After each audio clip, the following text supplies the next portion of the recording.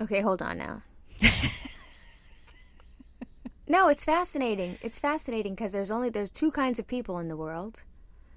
And it's people that can sit in a restaurant and eat by themselves or go to a concert by themselves.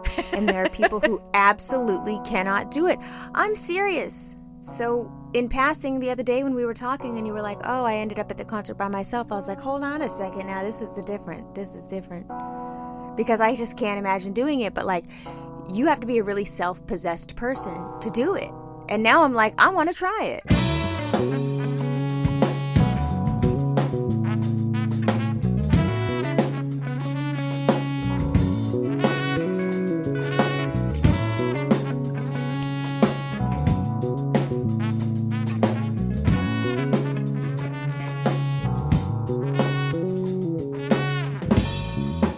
I mean, I think there's a difference between eating by yourself and going to a concert by yourself because, you know, I think that typically when we think about going to a restaurant, it's social for the most part. I mean, I know there are plenty of people who love nothing more than to go to a restaurant by themselves and sit and read a book. I don't like that personally. That's not... I thought you were about to say, I don't like that person. I was like, damn, shots fired. Hey, lonely eater, Amanda hates you.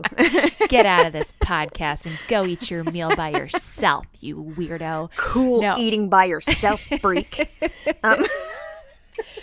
So I personally can't do it because that feels weird because I always feel like there's conversation that happens at a meal. It's like social for me. But even though I'm not a social person, like I'm not going to go have a meal with somebody unless I want to have a conversation with them. But a concert, like you're not interacting. It's a bit like, I think it's is it a personal experience? I don't know. I don't feel like I need community when I go to listen to music. Well, also, the other people enjoying the music are the community. Like, I say this just because I could go to a Glassjaw concert by myself, even if Justin Beck wasn't my husband, because I just have an affinity for people who like Glassjaw because I think people who like Glassjaw are on a different plane. That sounds crazy. I sound crazy. No, you don't sound crazy. Now, see, that's where we differ because I do not like other concert goers unless you're going to be... Amanda Strong would just like to sit in a room by herself and watch somebody play music and have a very nice evening to herself because I get annoyed when people don't have good concert etiquette. There was a gentleman in the front row and, you know, bless his heart, he was having such a good time and he was so excited to be there. However, he was very obnoxious. And when you are... literally, he was like at the stage's edge. He was hopping up and down. He was waving his little pride flag around. He was like throwing horns at one point. And I was like, this isn't that show, friend. Like, yeah, we're all very excited to see Tori. We're all very happy to be here. But like, this woman is in her zone at the piano and you hopping around in the front like is making me antsy, and I can only imagine how it has to feel for somebody that's like actually up there trying to do her job. I mean maybe she's used to it, but like I was annoyed. No, that is a thing. I can only say this because Justin Beck has a performer's perspective. Mm-hmm. He hates people side stage. Absolutely hates it. Yeah. He hates the up and down and the this and that because it's also like a liability. Like he's I'm sure. Dude, I have fucking shit up here and it has to be just so. You could fuck my shit up and now you fucked my show up. Yeah. He's like, totally be free, have fun, you know? Right. Rock your goddamn socks off. I don't give a shit. Just don't, get paralyzed in so doing because, bitch, we don't have that kind of insurance. Right. But like, no, there is I do understand the show etiquette, but I also really love people who are so into the music that, that say, like dance like no one's watching, people that have that. And I experienced that, which is crazy. I just took Maja to Slipknot. Lisa was like, she was like, do you guys want to come to Slipknot? And of course, Shalom and Shira, who are not yet cool enough to understand what that means. Yeah. We're like, no. But Maja was like, yes. Masks, fire, yes. Cute. And, well, I mean, Cypress Hill opened. I was like, that was a lot of incense in here. And just, like, for Maja, you know, she's been to Glassjaw shows and stuff, but, like, this is just next level, arena-sized, actual heavy metal show with a very specific production. kind of fans. Oh, yeah, there's, like, a treadmill built into the thing. There's pyrotechnics. It was crazy.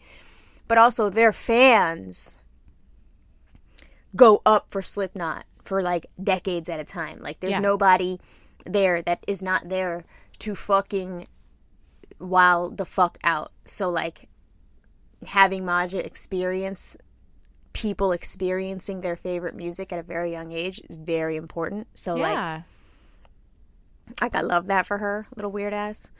At one point, Corey, the lead singer, was like, "Who here, this is your first fucking Slipknot?" And Cloud screaming, and Maja's like, raising her arm, "Me, it's my first Slipknot." And he's like, "Where the fuck have you been?" And Maja's like, "I'm 9. I've been in the 3rd grade, man. Yeah. No, she was really funny. But, like, back to you. I love that you were just at Tori vibing by yourself, because Tori is your music person. She's my music person. Well, to be fair, I did invite my dad, and my dad, he picked me up, and we went and we met 2 of my friends downtown before the show, because I had received a very unexpected text message last week. So I hemmed and hawed about buying these tickets because, first of all, they're expensive. And by the time you add in how much does it cost to go to a Tori Amos concert these days? I mean, the theater where she was is quite small, and there's really not a bad seat in the house. However, I wanted to be up close and personal because she is my person. Mm-hmm. And tickets were going to be for, like, an average seat, like $150. And that's just the ticket. That doesn't include, like, the service charges and all that shit. What? Okay. Yeah. So then when I looked at Chris and said, "Do you want to go?" He was like, "I don't like her that much for us to spend that much money on tickets." Like, he's only gone to concerts with me in the past, just, like, because he's trying to fuck, right? And he just wants to support. Babe, I'm going to go get us some drinks. Enjoy the show. I'll be right back. I'm going to go get some more drinks. So he's gone to a handful of shows with me, and that's what you do when you love somebody. So it is what you do when you love somebody. You know how many times I've been to War or Napalm Death? Melissa, I was just about to say, do you know how many times I've stood in the back of some VFW with a bunch of sweaty, 20-year-old kids? That's just the give and take of a relationship. Same. So, but I mean, to be fair, Justin Beck has also gone to a Babyface concert with me. Yeah, that's what you do. He's a doll. Mm-hmm. Continue. I hemmed and hawed, and I finally came to the realization, like, weeks ago, where I thought, you know what? I'm not going to go. I've seen her a million times. I'll be okay if I sit this one out, because I don't like going downtown at night by myself. So that's the other part of it, was that I don't want to be killed driving downtown and parking in a parking lot and then walking to the theater, because I'm going to be murdered, clearly, walking downtown at night by myself. Hold on, it's like that? No, it's not, but it's like that in my head. Same. Continue. So last week, was it last week or the week before? It doesn't matter, but I thought, you know what, Amanda, go. You need to go. It's been a year. Go. And the latest album that she released really, the themes really hit hard for me for this past year, and I thought, this is a good time to go. You need to go. So I bought the tickets. I first, though, asked my dad if he would come with me, because we covered this in White Lady Shit back in season 1. My dad was the person who was, like, supportive of my foray into the tour universe, would drive me to concerts when I wasn't old enough to drive, allowed me to listen to the music on the car rides to school. So I thought, this can be like a little celebratory thing, right? It was my 40th birthday. My dad is doing well. This is something that, we kind of oddly participated in together because I forced him to when I was a teenager. So this could be a nice full circle moment. So cut It's to. so sweet, Amanda. It's disgusting. It's I so thought sweet. it was Oh cute. my God. So I bought tickets because I was like, I'm not going to spend a ton of money. I mean, they were good tickets, but like it wasn't what I originally intended. So I bought these tickets. My dad was coming on Tuesday. He had his drains and his feeding tube removed. And while we were having dinner, he started to feel unwell. He was saying that he was like feeling a little bit sore. And he said, I was going to go back to the car. I'm going to sit. And if I feel better, I'll come and I'll join you. And I said, okay. And so I was with my girlfriends and they were like, don't worry about it. Like we can bring her home if you don't feel good. It's not a problem. So they went in. I had what I was saying before. I'm a terrible storyteller sometimes in this. Yeah, hold on. Where did the girlfriends come from? So I had been contacted. Oh, they were at dinner. They were at dinner. We met up for dinner. So I had been contacted last week by an old friend from high school. Hi, Gabe. Who said, hey, I have really great seats for the show. I can't use them. Would you like the tickets? And I was like, yeah. What? Like, how much money do you want for them? Because now I'm going, oh God, Chris is going to be so mad at me that I spent $900 later. Right? When I wasn't trying to spend this money in the first place. And she was like, no, just take them. Just take them. You don't have to give me anything. And I was like, yes, she's so lovely. Oh, we love a free gift. Yes. I know. So then I thought, well, I'm going to pay mine forward. So I reached out to my friend Stephanie and said, hey, would you like to go see Tori? Because she's a huge music person, like obsessed. Like that's her life. So Stephanie brought her friend Ashley, and so they came together. So that's how we ended up meeting up. So anyways, okay, I went down and so Stephanie and Ashley have your tickets. Have my tickets. Hold on a second. And I have Gabe's tickets. Hold on a second. I got to start back. Stephanie and Ashley have your tickets. You have Gabe's tickets. You intend to go with your dad. Stephanie and Ashley are in a completely different section. Yes. Dad is now not feeling well. Yes. You guys are all going to the concert except Jim is like, nah, bro. Yeah. Thank you for summing that up because I really told that story like the scenic version. Sorry about that, guys. Yeah, you told the bath salts version. I was like, girl, what's going on? Okay, go ahead. It's been a long week. My brain is not working. So anyways, the openers were cute. They weren't my cup of tea. Back up again, Amanda Michelle. Oh, sorry. So wait, we're talking about going to a concert by yourself? So your dad really went home? He really went home. Yeah. He texted me, was like, okay, I'm just going to go. Are you okay? And I was like, yeah. And I knew my neighbor was at the show too. So I was like, worst comes to worst. If Stephanie can't take me home, I'm sure I can go home with Rachel. Oh, you needed a ride home, but you were also alone in your own section. So you guys got into the concert and they were like, we'll see you later. We're in section FK4. And you're like, see you later. I'm in A2. Yes. Okay, great. Go ahead. Okay, continue. I'm just trying to get a lay of the land. Go ahead. Yeah, no, I'm not really telling this in the easiest fashion. So anyway, so the opener was great, and they were like straight Tegan and Sarah. They were literal identical twins playing guitars, but they were like the Free People version of Tegan and Sarah. And it was very like floaty on a cloud. I had taken my little dry herb vape with me and pre-gamed before I went in because I thought, ooh, this is going to be magical. Amanda said, oh, I love Amanda said, puff, puff, boop, don't even got to pass. Puff, puff, puff, puff. Yeah. You shouldn't be passing in a pandemic anyway. Continue. No, correct. So yeah, I'm so glad I went because so she plays on this tour. She has her guitarist who, cycles through different instruments, and she has her percussion, her drummer. And they come out and they start, playing, and the lights come up. And as soon as this woman walks on stage, I just start crying into my KN95 like the baby that I am. I was so emotional. Couldn't fucking keep it together. So I'm just in my cute outfit swaying, crying. That's adorable. And then on your 40th. On the year of your 40th. The year of my 40th. I'm crying at Tori. That's going to be the name of my biography. You're in your $300 baby doll dress with your KN95 mask alone. It's actually, you know what? It actually worked out completely in your favor. Because had you been with your friends, you would have been like, okay. Yeah. But you were alone and you were able to take in that moment. I'm so happy for you. Well, it is so cute because before we went in, Stephanie knows just how hard I go for Tori. And she was like, I'm so excited for you right now. You go have the best time ever, because they had never seen her before. I mean, they like her, but they don't know her on the level that, like, most of the people that go to the show, it sounds like Slipknot people. Like, we have ridden hard for Tori, some since 92 when she released Little Earthquakes, some before that. But I mean, we have been there for a very long time. You know who you're like? You know who you would like? Who? My friend Trent Venegas. You know Trent Venegas as Pink is the New Blog. He is Yes. the biggest Tori fan.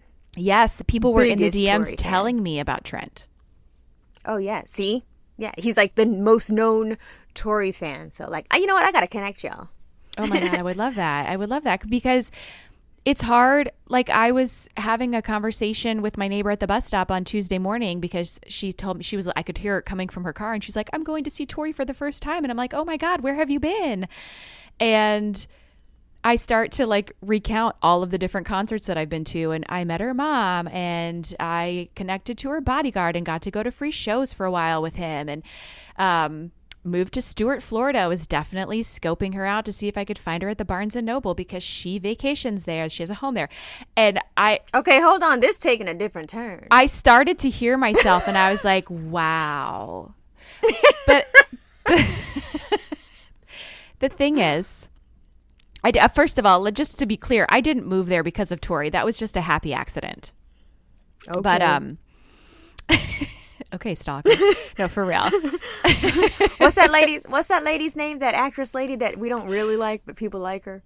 And she goes, okay.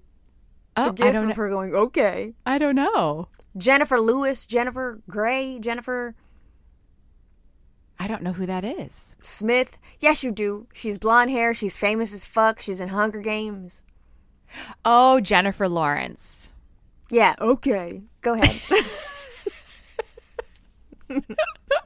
So, I think that Tori resonates for a lot of people because the music is heavily personal. It is political. It is, there's, very strong feminist leanings. She is an ally, so she has a huge LGBTQIA, fan base. And so I think that for a lot of people, like, we found her music maybe at a time where we were like struggling or, and it, for whatever reason at that time resonated, and it resonates differently. I feel like for me personally, through different stages of life, I can listen to something that felt very different at 14 than it does at 40. So that's all just to say that it was magical and emotional, and I was vibing the whole time, and I'm so glad that I went to see her, and definitely have been riding high off of that since Tuesday. And like, when did her new album come out? So how long did you have to like study it and get it? You know what I'm saying? Oh, like, yeah. Because when you're going to see a band that you haven't seen in a long time, but they just put out new music, Yeah. that you are not necessarily required to like study and know the new music before you see them. But I disagree. See, I always think it's more enjoyable to know. Correct. I want to sing along. I want to be like, you see Yes. me singing along, bitch. I know you just put this out yesterday. You know? Right. See me, motherfucker. See me. I'm the same way. Yes. So she released her latest album on October 29th, 2021.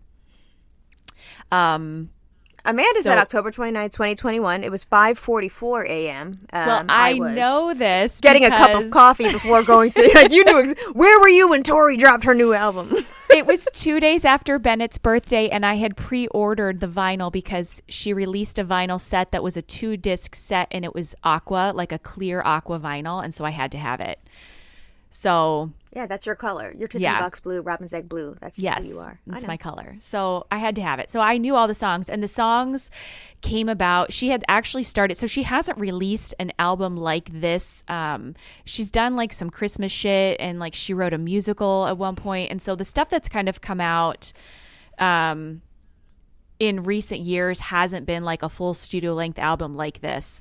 And so this was the first, and she had actually started writing songs pre-pandemic. And then once the pandemic hit and they lived through, because she resides in Cornwall, England. So after they lived through a handful of those strict lockdowns that they were doing, she kind of started to lose it. And her mom had passed in 2019. And so she was kind of dealing with this like isolation and can't get back to see her family and dealing with the grief of losing her mother. And so all of these new songs kind of started coming out as a result of this grief. So it's a very like beautiful, sad album, but there's also like little glimmers of hope in there. And obviously it came out at a time where I was deep in my feelings. Obviously everybody was deep in their feelings about the pandemic and what that had to bring with it. But then layered on top of that, facing mortality in my dad, and then questioning those things and looking at those things for myself. And so that's all just to say that if you have a chance to see Tori, even if you're not a huge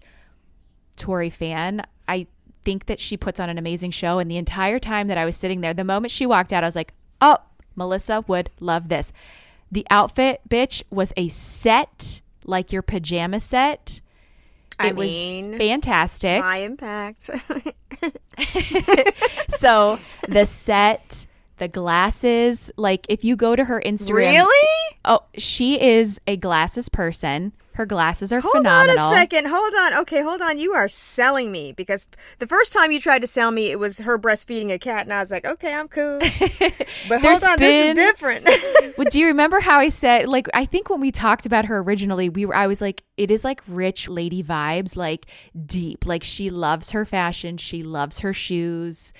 Glasses person. Like, I'm sure she smells amazing. She is very like together. In the early days, it was a very different vibe, but like I would say maybe over the last 15 years, it's definitely elevated in terms of like what her aesthetic is. So matching set, glasses, and then her thing is shoes. So at one point during the show, because she straddles a piano bench. I love all these. Hold on a goddamn minute. Yes.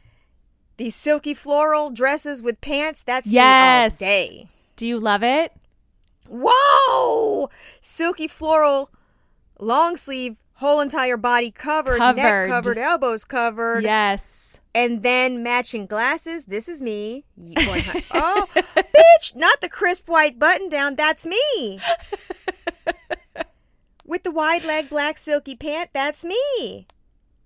See, I was and like, Melissa would love this heel. fashion. The heel. So while Coke in a glass bottle. It's a Mexican Coke, I think, too. I know that it is, because she's not fucking here to play with you. Ooh, her glasses. Okay.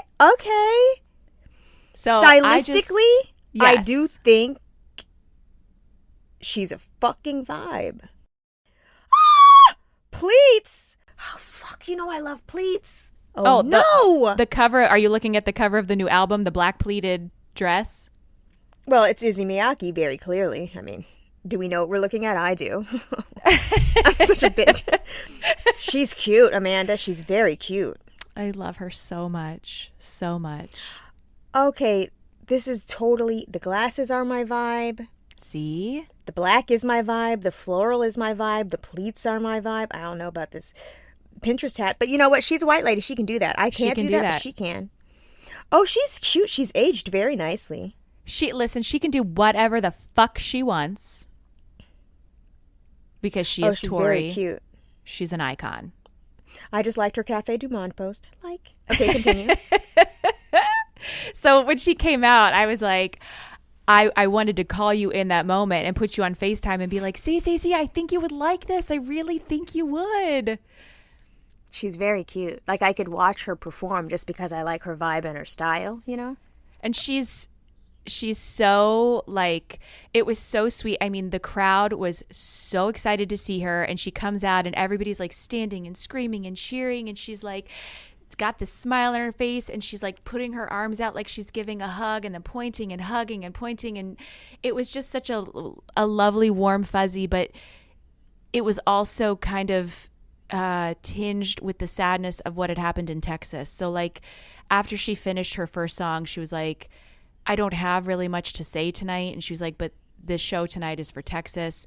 And then you could tell that the songs had been planned kind of around how she was feeling that night. There were a lot of songs that I've never heard live before from albums that really weren't like I would say the more popular in her collection of stuff. But it was really moving and beautiful. And oh, girl, I'm so happy for you. You had times. yourself a little spiritual experience. I did. I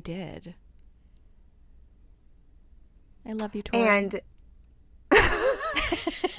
Tori, if you're listening, I love you so much. Oh my God.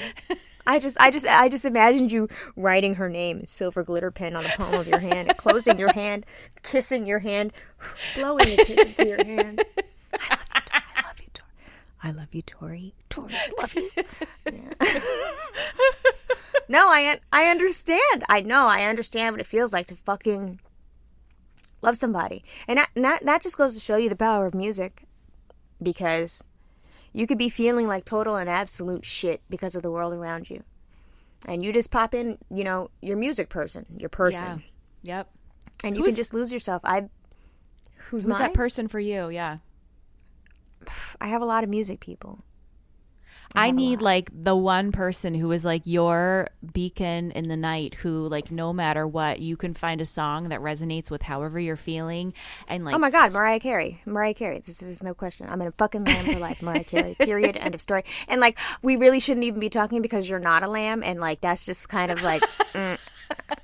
Like it's kind of deal breakery, but like I would even go so far as to say, and I don't want to get run off the motherfucking internet because we're doing well right now. Thank you, new listeners. If you're here, thank you so much. And I do not mean this to drive you away, but I feel like I'm more lamb than hive. I mean, I'm hive, but like if I had to choose, I would go with the lamely. I would.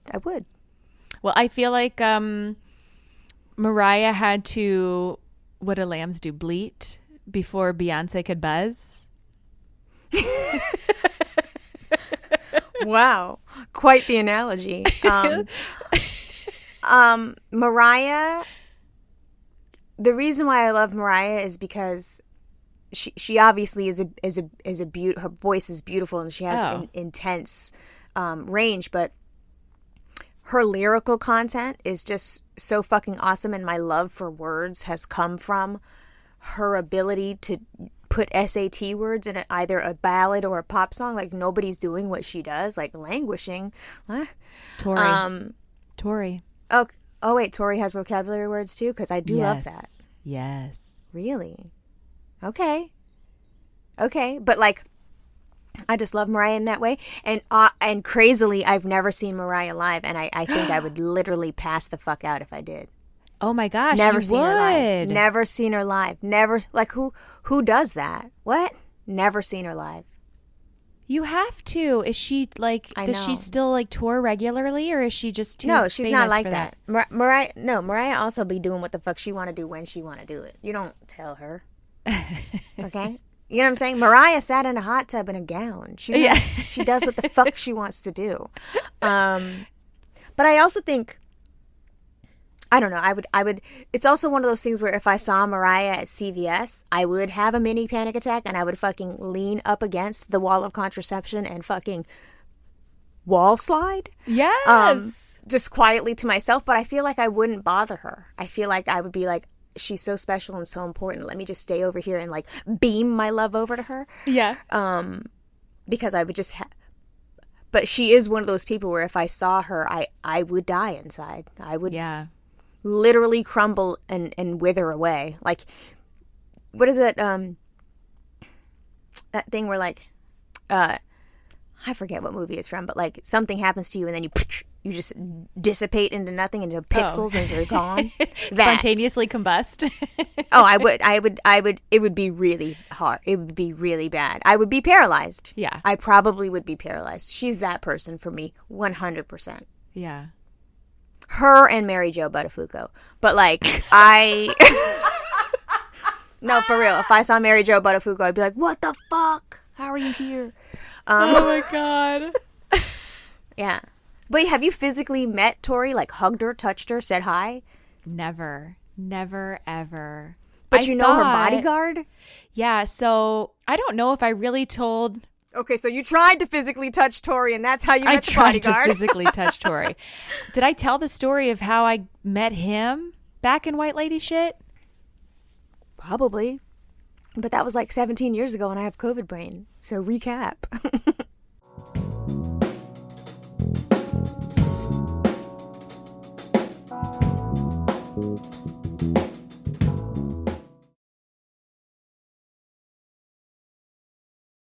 My senior year of high school, she was touring with Alanis Morrisette. It was called the 5.5 Weeks Tour, and they were coming to Riverbend, which is an outdoor venue here in Cincinnati. And my neighbors, who I babysat for their kids, knew that I was going to the concert, and Sylvia said, hey, I don't know if she was like friends in college or roommates with him. She said, but I know Alanis's manager. Would you like me to see if I could get you backstage passes? And I was like, absolutely. Yeah. Now, at this Now time, that's I wasn't some really an bleeding. Alanis fan anymore. I liked Jagged Little Pill, but I wasn't. I was there for Tori. So I said yes, hoping that maybe the meet and greet was going to be both of them. It wasn't. Oh, what it all comes down to. Why does she be yelling like that? She was angry. She had a lot of anger. Not Dave Coulier. She had a lot of Okay, go anger for a ahead. Canadian, actually. I don't feel like Canadians are ever that, like, emotional. She's very... Do you know I have the same agent as Dave Coulier? Go ahead, continue. Oh, you do? That's a fucking fun fact. Cut it Yeah. out. Yeah. Fun fact. Okay, continue. Who the fuck are we? Go If ahead. this is the first time that somebody's ever listening to this podcast, they've shut it off. They're like, They're what like, the fuck oh, is this? I feel so bad. You know, we're never going to get on a network. We're never going to get on one at this rate. What are we doing? Do we want to succeed? We're going to have to create our own. The fucked up thing is I watched you do your fingers. I saw it in my mind. Oh, God.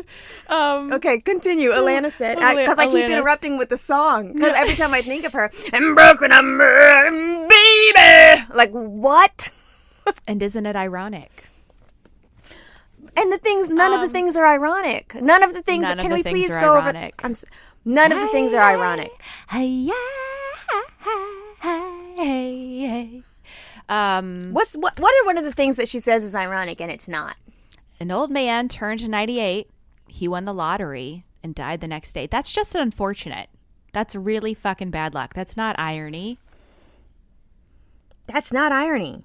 It's like 10,000 spoons and all you need is a knife. It's like meeting. It's the like man of my 10,000 dreams. spoons and all you need is a knife. Well, first of all, why the fuck do you have 10,000 spoons?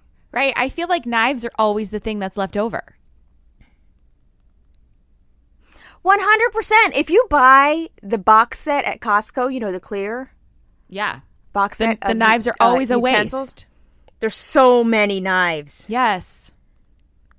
Why would you have 10,000 spoons, though? It's You like didn't meeting have the ice man cream of at your your party. dreams.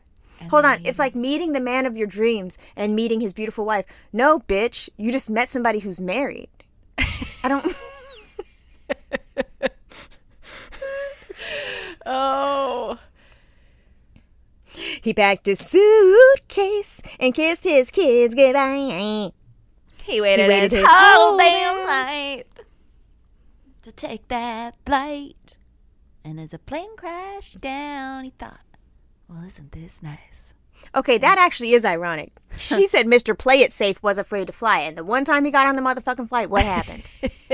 He got fucking monkeypox. I fucking told you. That's exactly what happened. It's like rain on your wedding day. It's like rain on your wedding day. No, that's just you planned wrong. You didn't check the meteorology site Correct. leading up to the date that you chose. Correct. It's a free ride when you've already... It's a free ride when you've already paid. Well, if you've already paid, it was never free. Correct. It was your dumbass that didn't check the sign. Yeah. And who took your money? A If it's a free ride, Hold you got on. scammed.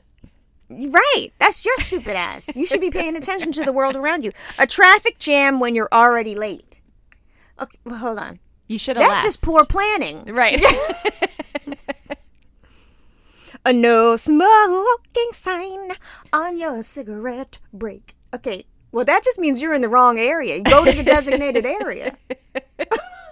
Where I used to work in this corporate environment, they used to have this like smoking shack outside the back door by the mailroom. And it was like this plastic enclosure where everybody would just go in and sit and smoke. And it had a door closed. And I always thought, like, that has to be the most miserable place on earth to smoke if like 20 people are in there smoking at the same time. That can't be enjoyable, right? Or do you not mind stink. it? If you're... It just always seemed like so unfortunate to me that like that was the only place they could go smoke. In that little tiny enclosed area. It was like a greenhouse. It was like fucking glass. A glass greenhouse. Okay, hold on. I'm still upset. Hold on. Yeah. It's a black fly in your Chardonnay. How is that irony? Yeah. That just means you're outside. Yeah. And a fly got in your drink.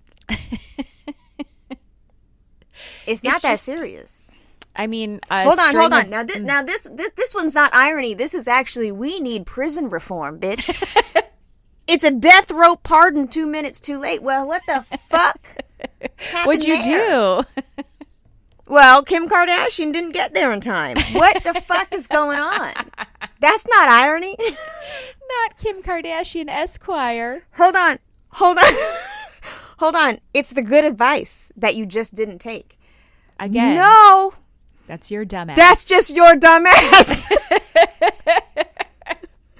Oh, life is a funny way.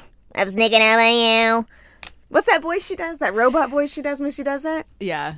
Oh, life is a funny, funny way of helping you out.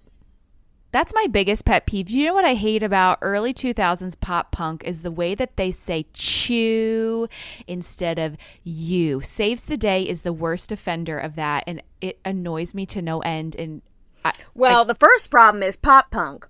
Who's listening to that? What? I'm gonna need a little more violence here. What do you mean pop? The fuck? I need someone to get punched in the fucking head right now. Okay.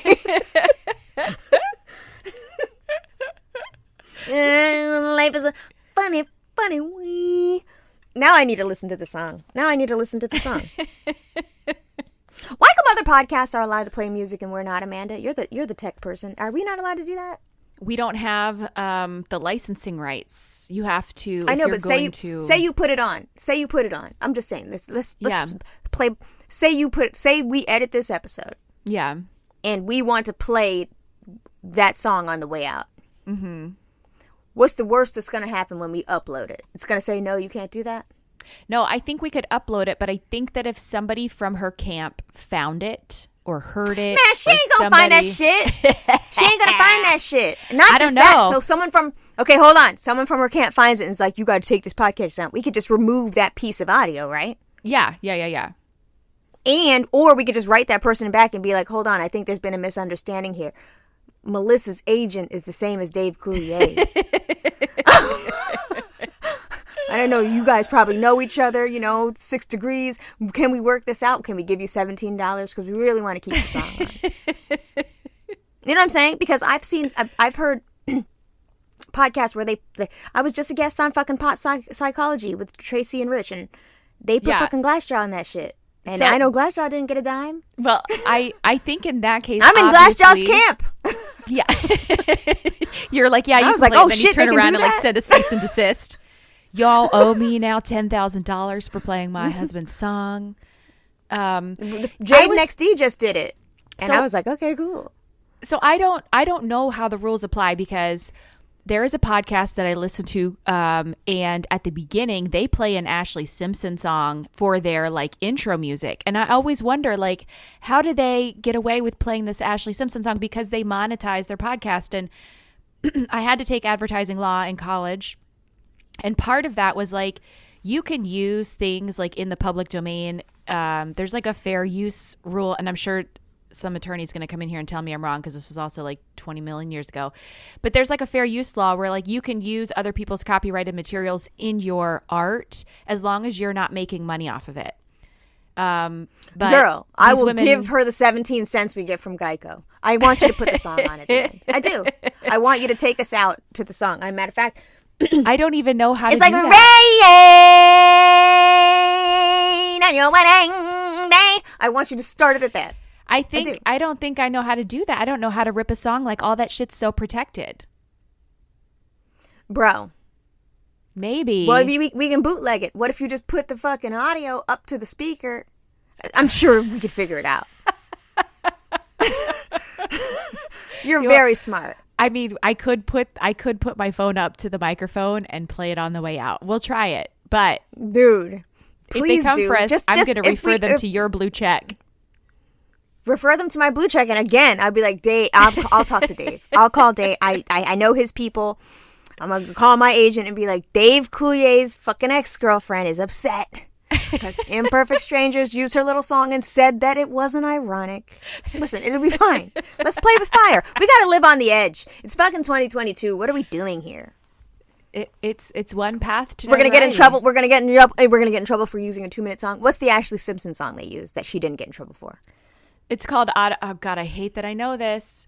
It's called Autobiography. It is for Celebrity Book Club, which is it's a really good podcast. I like them a lot. Hi, Claire and Ashley. I love you too. Wait, hold on. How does Autobiography go? Because little known fact, I actually am a big time Ashlee Simpson fan. Sorry about it. Love her. No. Did you watch the show?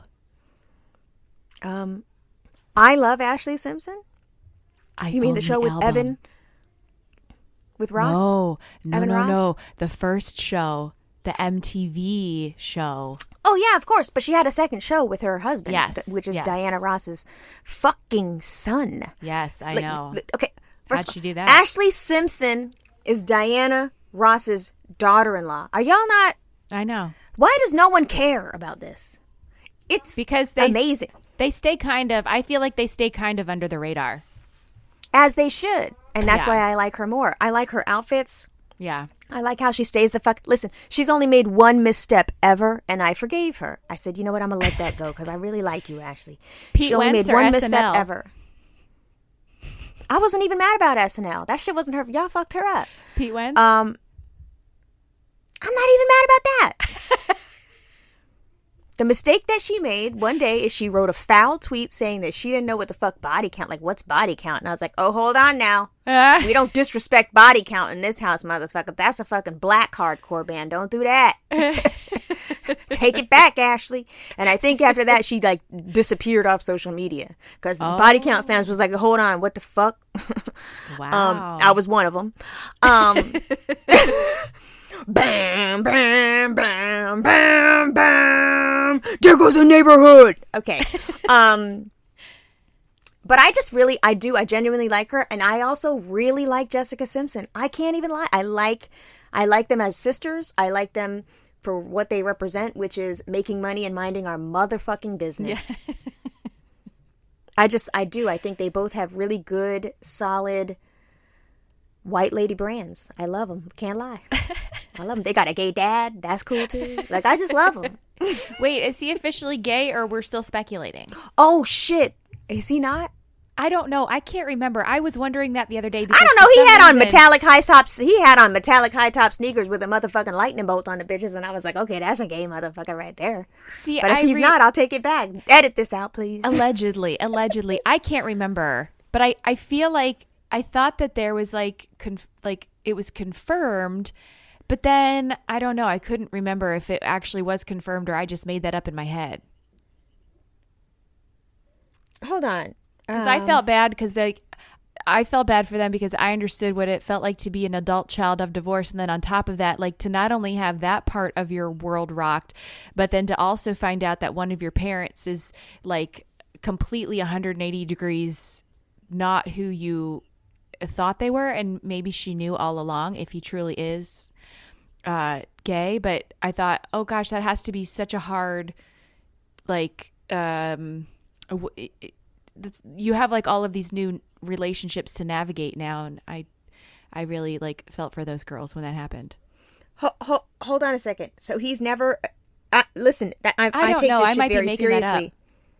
If he's never come out and said he is, then I take it the fuck back. Well, hold on. Let's Google. You know what I'm saying? But if he is out, I'm so happy for him because he's lovely. I think that he I mean, he has two beautiful daughters, and I like both his daughters. I do.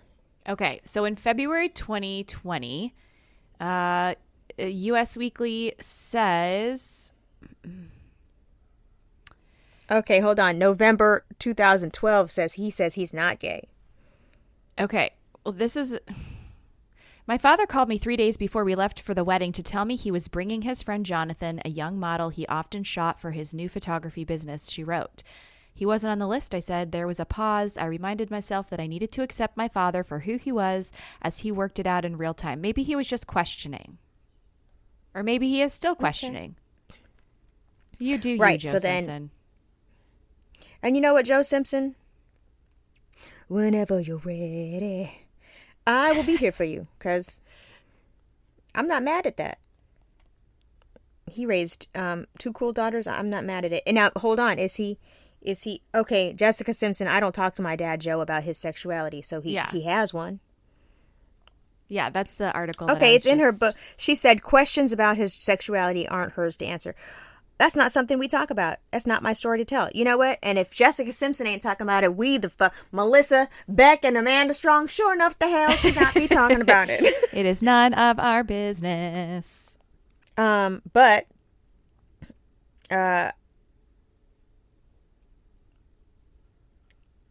okay. Sorry about that. Anyway, I do like Ashlee Simpson. I do. Well, that's good. That's let's ding. That's another thing that we can add to the things that we have in common. You like her too? Got bruises on my heart, and sometimes I hold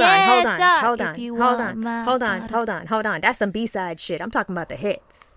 Bitch, Autobiography was a hit.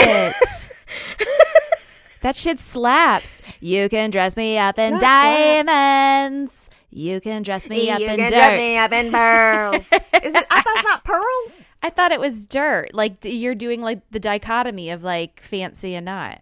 Oh, I thought she said pearls. I got to go back and look, but I do. I love her. I love her whole vibe. I love the pieces of me. I love all that shit. You know what's so fun about her music is you could be having a fucked up, terrible day. You fire up her shit. Bitch, you can be a whole ass fool on the highway. Yes. I'm not mad at her. And do you remember her reality show? Yes. Where she's like, I don't want to be Jessica. We were like, you ain't. You ain't, though. You ain't. And that's okay. But you know what? Okay. I think she had a beautiful glow up. I think both sisters are gorgeous. I do. Oh, I think Jessica Simpson is way prettier now than she was 20 years ago. No, I think Jessica Simpson has been immaculately beautiful at all points of her life. Up and down, high and low. I love everything. You know what she has? Jessica Simpson in presentation, just physical presentation, is the closest we're ever going to get to Anna Nicole Smith again. That voluptuous, beautiful. Yeah. She has that thing. I just think she's so gorgeous. I do. Whew. Yeah. I just like her without the I like her without makeup. I think she just has like a really pretty natural face. I like her nothing teeth. But a t-shirt on. Yeah. Her teeth are kind of funny, which I like. They're like not perfect, love but her they're teeth. beautiful. They're perfectly imperfect, and the two are big. Oh!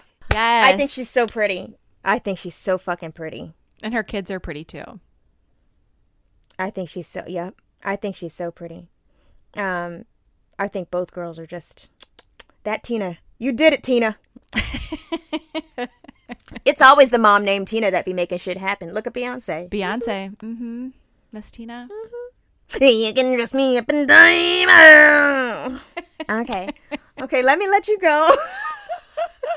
Okay. Let's take them out. Let's take them out to Alanis Morrisette. Now, this is the part where you guys are not going to see Amanda holding her phone, playing the song up to the microphone, and then bootlegging that audio. Wait a minute. Here we go. I don't know if I can I play music when you're on my phone? I don't know. You have your earpods on.